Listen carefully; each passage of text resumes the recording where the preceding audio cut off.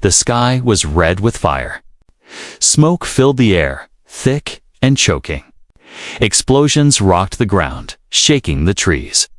Screams echoed across the battlefield, but above all the noise, one scream rose sharp and painful. It was not human. Sarah, a young alien warrior, crawled through the dirt. Her leg was gone, blown apart by a landmine just minutes ago. Blood poured from the stump, soaking the burned soil. She gasped, her breath weak, her body shaking. The others had run.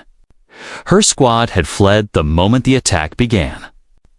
No one looked back, not even her commanding officer. She was left behind. A human soldier, Jackson, was also running. He had seen enough war to know when a fight was lost. But just as he was about to turn toward the hills and escape, he heard a scream. Not like the others, not fear, but pain, and something deeper, desperation. He paused, against all orders, against all logic. He turned around and sprinted into the smoke. Sarah's vision blurred. She felt cold, her strength fading fast. The world around her was spinning. Turning black at the edges, she thought it was the end. Then she saw a figure through the smoke, tall, armored, carrying a weapon, but not one of her kind. Human, she tried to crawl away, afraid, but her body didn't move. She had no strength left. Jackson dropped beside her. Scanning her injuries quickly, one leg gone, he muttered. Bleeding out fast, he tore open his med pack and worked fast, wrapping a tight tourniquet around her thigh. Pressing hard to stop the blood, she looked at him with fear. "Why, you?" she whispered, barely audible. He didn't answer, just kept working. Mortar fire rained down nearby. He pulled her into his arms and ran. Bullets flew past them. Dust exploded around their feet. Jackson didn't stop. Didn't slow down. Sarah was light, but limp, fading. He found an old bunker, half-buried shelter left from another war. The door creaked as he forced it open, dragging her inside. He laid her down on the cold metal floor and sealed the door shut. The sounds of battle faded behind them. Inside, it was dark and cold. Jackson lit a small flare and checked her again. She was barely conscious, skin pale, blood still seeping. He used a heated blade to cauterize the wound. The smell of burning flesh filled the room. And Sarah screamed again, then passed out. Jackson sat beside her, breathing hard. He looked at her face, young. Barely more than a girl. She had blue skin. Tribal marks across her cheeks. Not his enemy, not anymore. Just a soldier left to die, like so many before her. He remembered his last squad, the way they screamed when the ambush came. The way his best friend died because no one came back for him.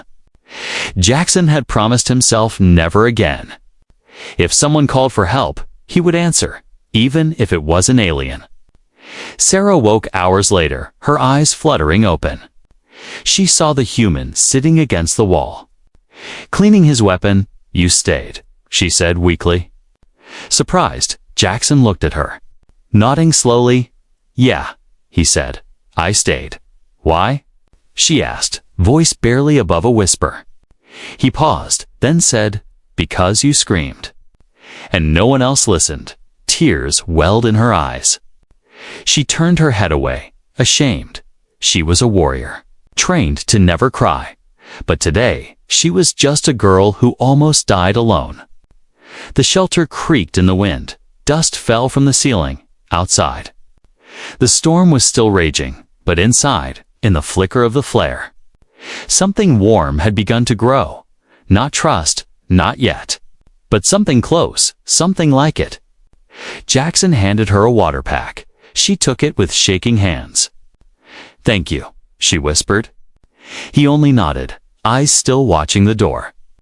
The battle outside was not over, but something inside both of them had already begun to change, and neither of them could ever go back. The old bunker groaned as wind pushed against the door. Dust swirled in the corners, and metal walls echoed with every distant boom. Jackson checked his rifle again, even though he had only 4 rounds left. Outside, the battle had moved on. But inside, danger still lingered. Hunger. Cold infection. Sarah lay on the floor. Her leg wrapped tightly in cloth. The bleeding had stopped. But her face was pale and her breathing shallow. Jackson knelt beside her and placed the back of his hand on her forehead. "Still burning," he whispered. Frowning, fever was setting in. He opened his bag. Only 1 syringe left. A basic antibiotic, not even designed for alien biology. Still, it was the only chance she had. He injected it into her arm gently. Sarah flinched but didn't wake. He looked around the shelter. It had been a weapons cache, now long abandoned. Cracked walls, a broken heater, a shattered comm unit. But there was a corner with old blankets and a metal drum. Jackson dug through the junk and built a tiny fire using dry cloth and parts from a cracked crate. The fire lit the room with a soft glow. Jackson sat beside Sarah, watching the flames dance. He reached into his rations and pulled out a protein bar. He didn't eat, just stared at the fire. He knew the rules never help the enemy. Never share supplies, never risk yourself. But rules meant nothing now. Sarah woke with a soft groan. She turned her head and blinked at the fire. Confused, then her eyes found him. "You stayed," she said again. As if testing to believe it, Jackson nodded. "I told you I would." She tried to sit up. But pain slammed through her body. Her hands trembled, and she fell back. Jackson caught her before her head hit the floor. "Easy," he said gently. "You're not ready to move yet." She winced. Clutching her side, "My squad," she whispered. "They left me, I know," Jackson replied. "Mine would have done the same." There was silence for a while, only the crackle of the small fire. Then Sarah turned to him again. "What are you really?" she asked, voice dry and tired. Jackson looked at her with a small smile. "Just a janitor," he said. "They pulled me into service when the war began." She blinked, surprised. "You're not a soldier." "I learned to fight," he said. "But before that, I just cleaned floors." Her eyes stayed on him for a long moment. Then, softly, she laughed. The sound was weak, but real. "I was a dancer," she said. "Before they trained me to hold a rifle, their past lives felt like dreams. A world of music and brooms replaced by blood and smoke." Suddenly, a noise outside, footsteps, soft but heavy.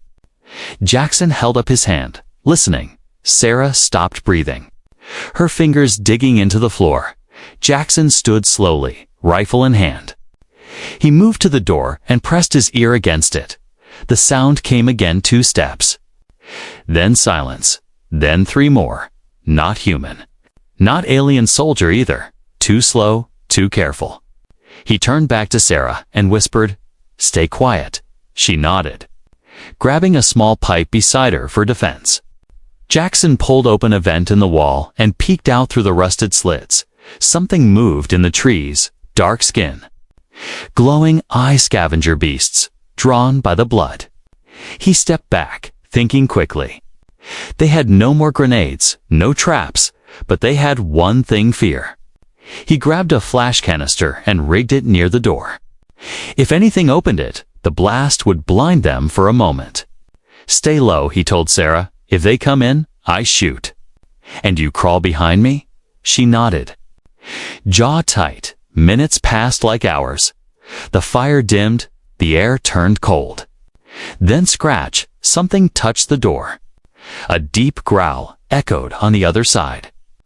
Sarah closed her eyes, gripping the pipe tighter. Jackson's finger hovered over the trigger. The door handle moved once, then silence. Then again, this time, a slow turn. Jackson's heart pounded. Suddenly, bang! The flash exploded. Light filled the room. Jackson fired. The beast howled. Falling back as smoke filled the entrance, another came. snarling, but Sarah struck it with the pipe. Jackson shot again.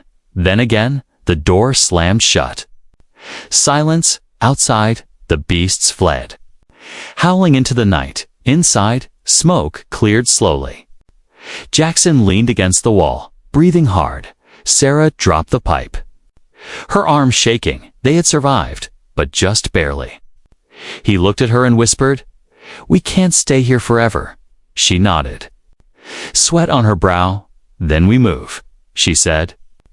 Her voice stronger than before. "One leg or not." "I'm not dying here," Jackson smiled. For the first time, he believed her. The fire was almost gone. Only a faint orange glow remained in the steel barrel. The bunker had fallen quiet, but Jackson didn't sleep. He sat near the door, his rifle across his lap. Ears tuned to every sound outside. Beside him, Sarah rested, still weak. Her leg stump wrapped tightly, her breathing steady but shallow. Then it came a sound like crushed leaves. Very slow, very soft, but not wind, not the storm. Footsteps. Jackson tensed, his back straightening. It was the third time he had heard them that night. But this time, they were closer. Measured, cautious steps, one after another. Sarah opened her eyes, sensing the change in him. She didn't speak, but her eyes met his. Jackson held a finger to his lips, then slowly reached for a broken steel rod lying near her. He handed it to her in silence. Then, something scraped the wall just outside the door. It dragged slowly, like claws across metal. Not scavenger beasts this time. Too slow, too deliberate, smarter, Jackson whispered. "They're hunting us." Sarah tightened her grip on the rod. She tried to sit up, but her arms trembled too much. Her fever was still high, and her strength hadn't returned. Jackson didn't have time to wait for her to recover. He moved to the back wall, where a rusted vent led out the rear side of the bunker. It was small, too tight for him, but maybe just wide enough for Sarah.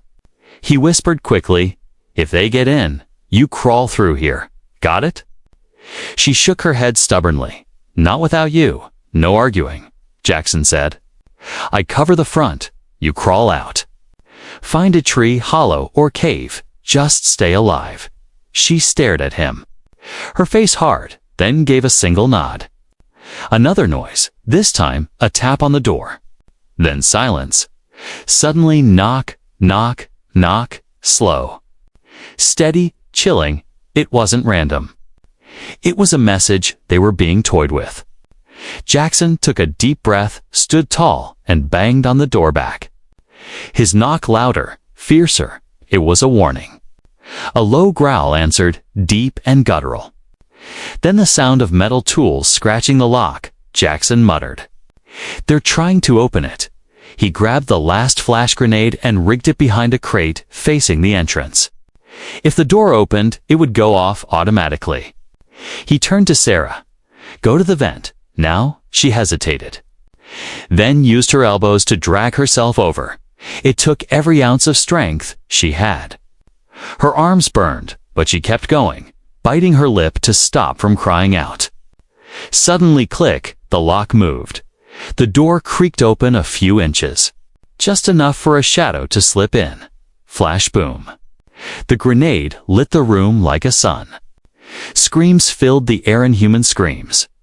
Jackson fired twice into the smoke.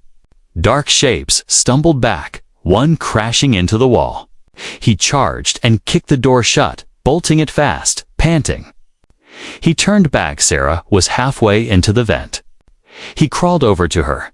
"Go," but she grabbed his arm. "They'll come again," she said. "You'll need help." Jackson looked at her eyes full of fire. Not fear. Then a strange sound echoed outside. Not claws, not footsteps. A voice. Speaking in their language, slow, almost mechanical, returned the girl. "And you live," it said. Jackson's blood froze. Sarah looked horrified. "They're trackers," she whispered. "Elite hunters. Not beasts. They want you." Jackson realized. She nodded slowly. I escaped them during the last strike. He clenched his fists.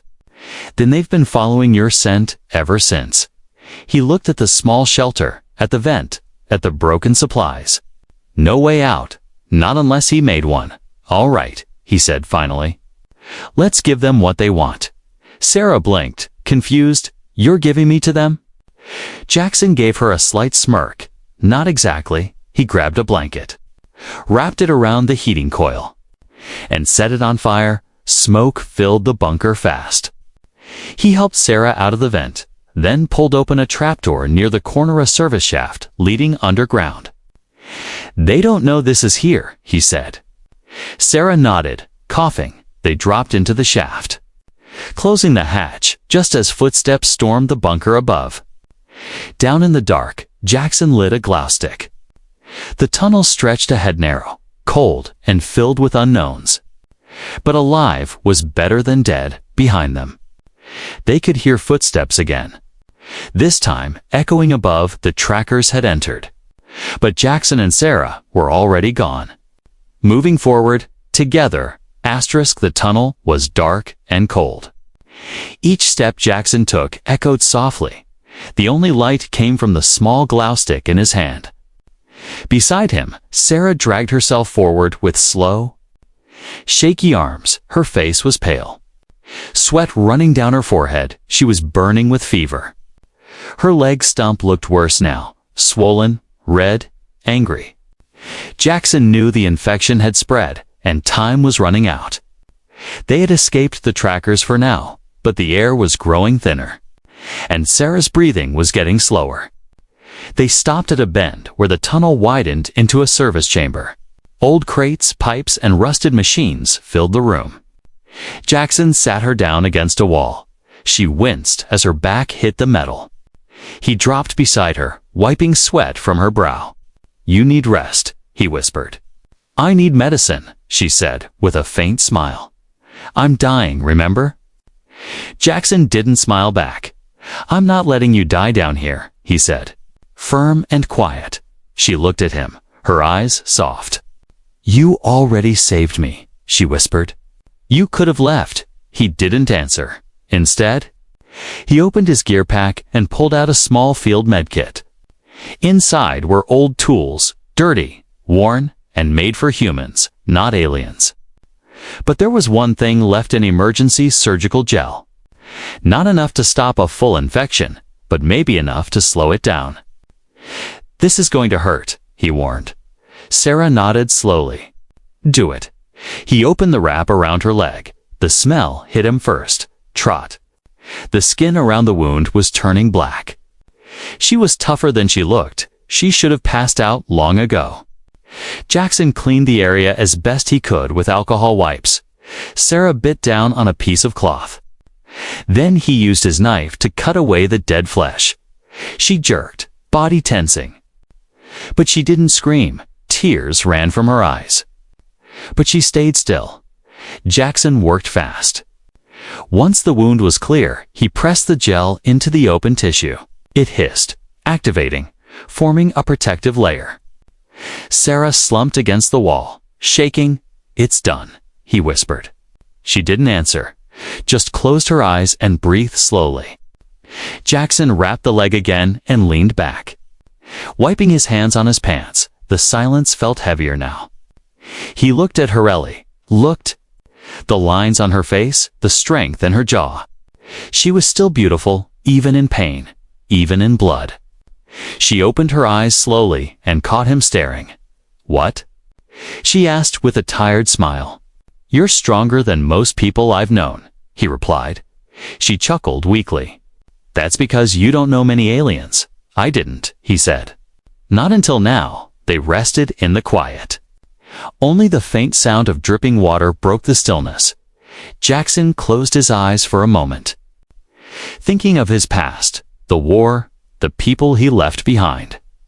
He had lost friends, brothers, a family, and yet here he was, saving an alien girl he should have seen as the enemy. Back on my homeworld, Sarah said suddenly. We used to believe humans were monsters. Jackson looked over, surprised. Monsters? She nodded. Stories told us your kind burned cities for fun. Killed for no reason, he nodded slowly. We have stories too, he said. About your people, how you invaded colonies. Took prisoners, tortured soldiers. She looked at him. Maybe both stories were true, she whispered. Or maybe both were lies, he said quietly. The silence returned. This time softer. War had taught them fear, but survival had taught them truth. A deep thud echoed from far behind them. Sarah tensed. Trackers. Jackson grabbed his rifle and listened. Another thud, closer this time. They found the shaft, he said. Voice low. We need to move, she said, trying to lift herself. But her arms gave out, and she collapsed.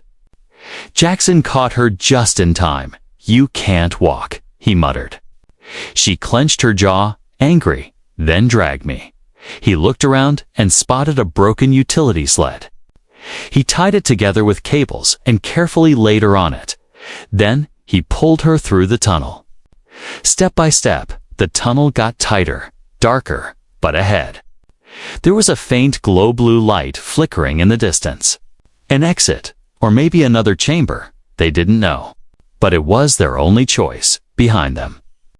The sound of metal on metal echoed. The trackers were getting closer.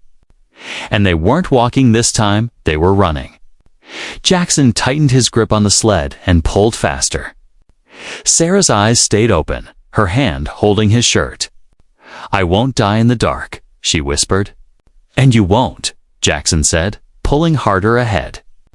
The blue light grew brighter, and with it, the hope that somewhere in this underground world, a way out still existed. Jackson's arms ached. The sled dragged behind him across the cracked tunnel floor. The air was tight and filled with dust. But ahead the blue light grew stronger. It shimmered like water under a moon. Flickering in waves, Sarah lay on the sled, breathing slow, her body shaking. The fever hadn't left her, but her eyes were open. Watching the light, where are we? She asked, her voice dry. Jackson didn't know. But he hoped it wasn't a dead end. They reached a wide opening, a round chamber covered in soot.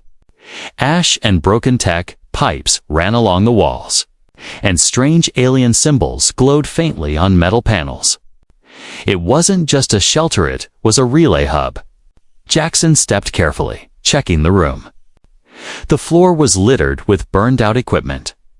He saw an old map table, cracked in half, but still humming with energy. He brushed off the ash and placed his hand on a glowing panel. It flickered, then a hologram sparked to life, a map. Not just of the tunnels, but of the whole valley. It showed escape paths, hidden exits, and even old supply routes.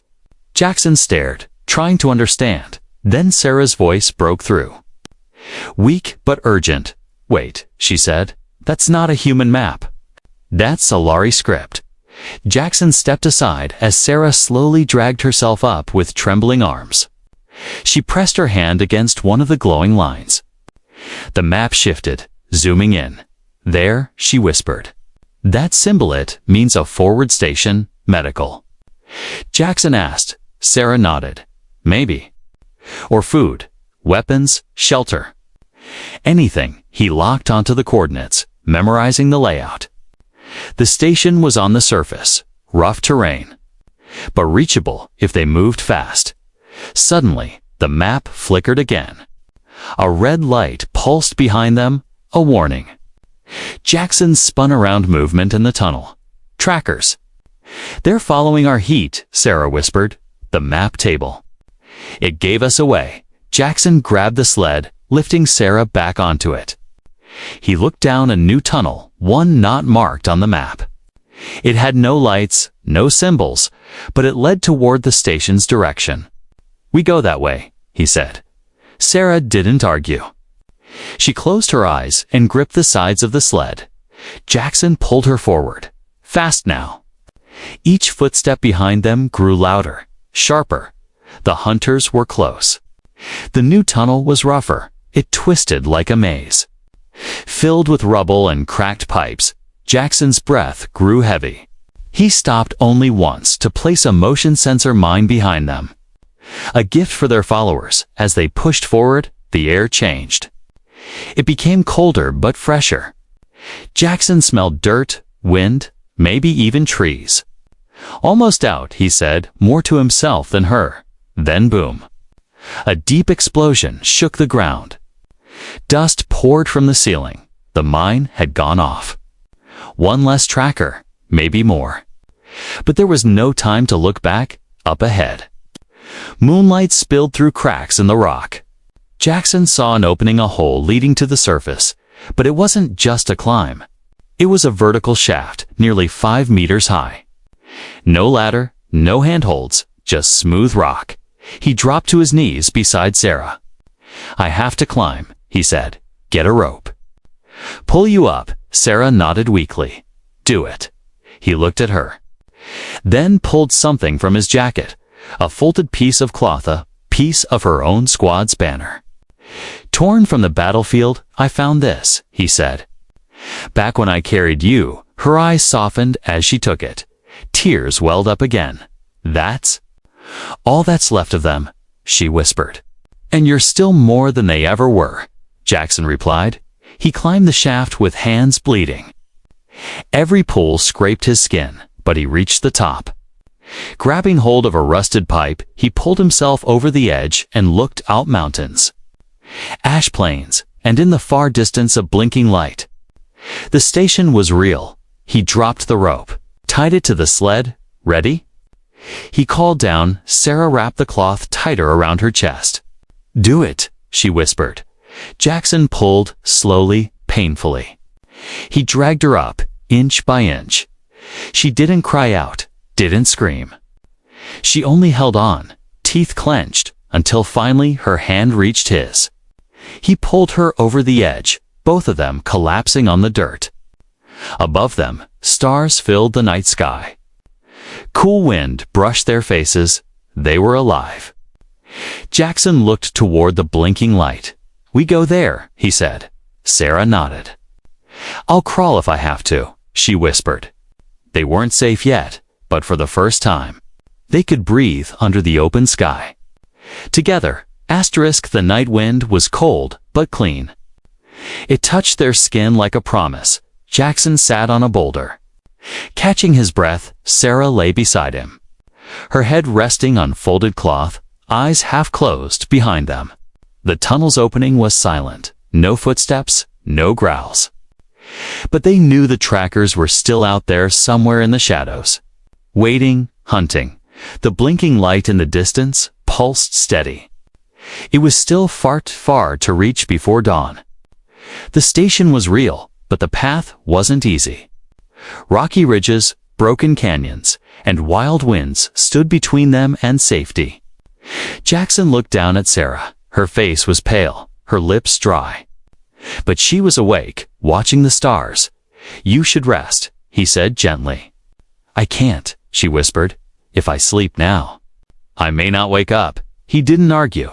He just reached into his bag and pulled out his last energy ration. It wasn't food, just a shot to keep the body going a few more hours. He handed it to her, and she hesitated. "What about you?" she asked. "I'm not the one dying," he replied.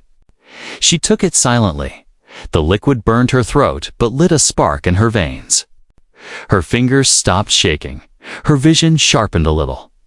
She looked at him with tired eyes. "You could have left me so many times," she said. Jackson nodded slowly. "Yeah," he whispered.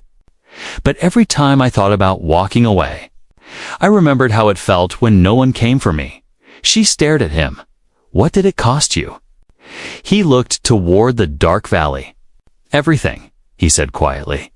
"My rank, my squad, my orders." He looked back at her. "And I'd do it again." A soft sound broke the silent static. Jackson reached into his gear and pulled out his COM device. The screen was cracked, but it flickered, a weak signal. Bouncing off the station ahead, he pressed the button. "This is Sergeant Jackson, human unit. Carrying wounded Zalari female. Request medical aid. He paused. No answer, then static again, followed by a voice. Sergeant. Copy partial signal. Say again. Status, Jackson repeated, louder. We're near your relay station, 2 kilometers north. Moving slow, 1 wounded, infection critical. The voice came back. Understood? E.T. Jackson looked at Sarah, then the terrain ahead. He sighed. 2 hours, if we live. Maybe less if we don't. Sending drone escort. The voice replied. Jackson blinked. Surprised, he looked to the sky and saw it. A small red light zipping through the air. Coming straight toward them, the drone hovered above, scanning them with a blue beam. Then dropped a medical pack gently beside them. Sarah smiled weakly. Looks like someone's finally listening to you.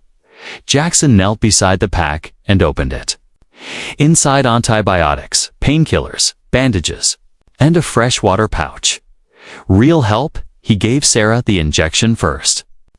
She gasped, body tensing, but after a minute, the pain faded slightly from her face. She looked at him.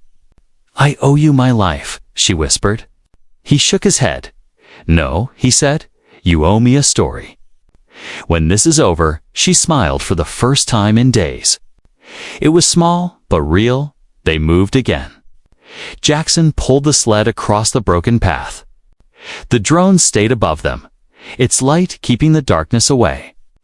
But even the drone couldn't stop what came next. An explosion, sudden and sharp rocks flew into the air, and the ground shook beneath their feet. Jackson fell, sliding down a hill. The sled tipping over, Sarah cried out in pain. Dust covered everything. Then the sound returned: footsteps, growls, voices. The trackers had found them, again. Jackson grabbed his rifle, only 1 bullet left.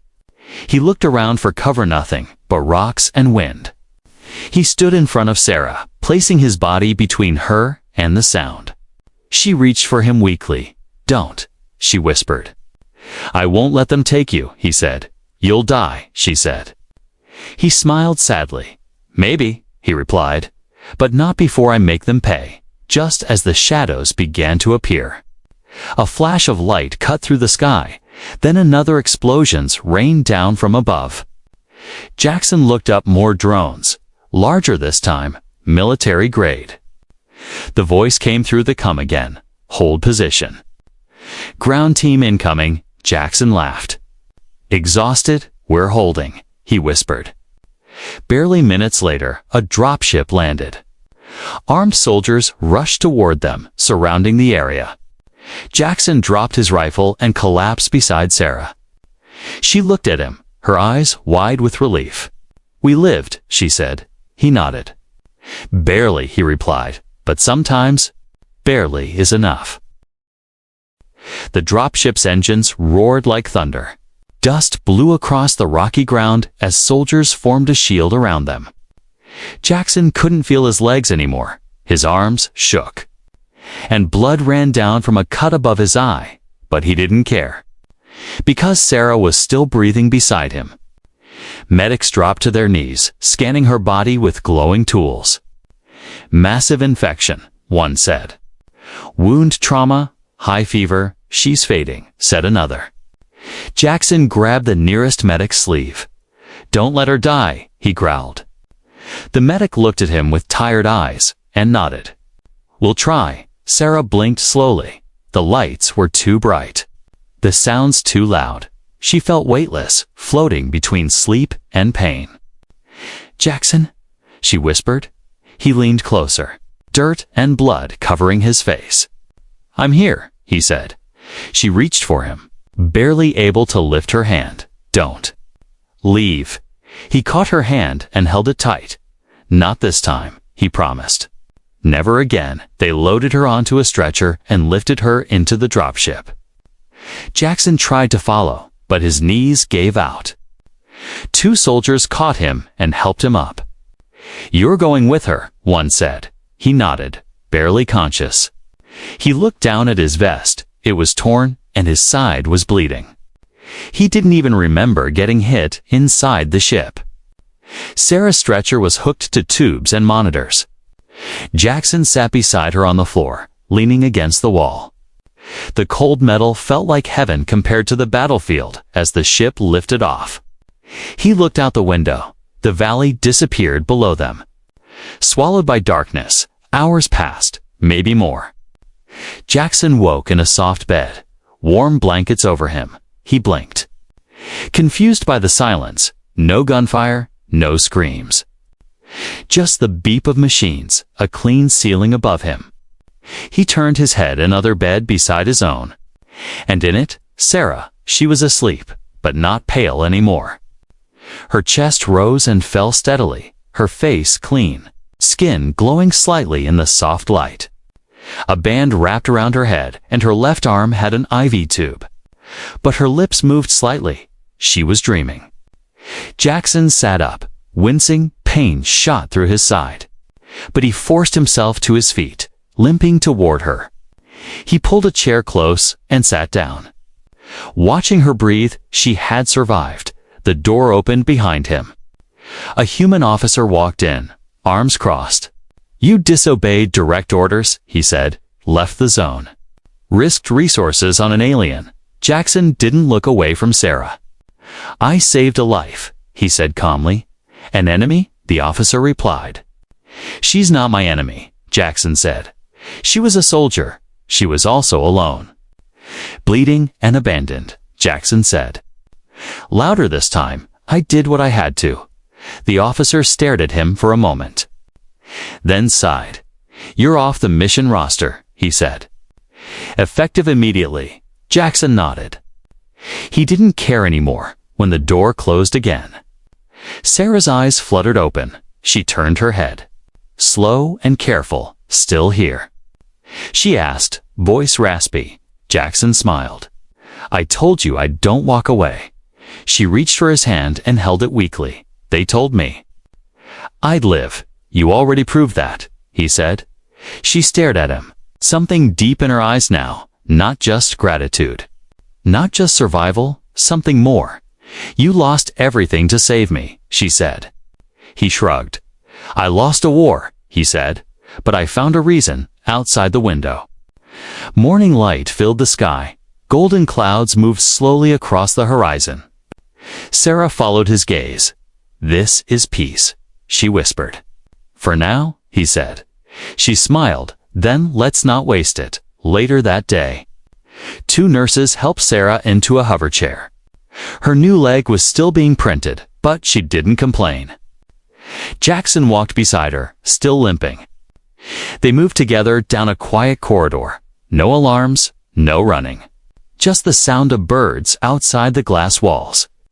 She stopped near a tree blooming with blue flowers. Her fingers brushed the petals. "This reminds me of my homeworld," she said softly. Jackson looked at her. "Do you want to go back?" She shook her head slowly. "I don't think I belong there anymore." He nodded. "I don't think I belong anywhere." She turned to him. "Then maybe we make our own place." The wind passed through the corridor. Light and calm, they sat together near the tree. No more war, no more screaming. Just 2 survivors, the human who stayed, and the alien girl who lived.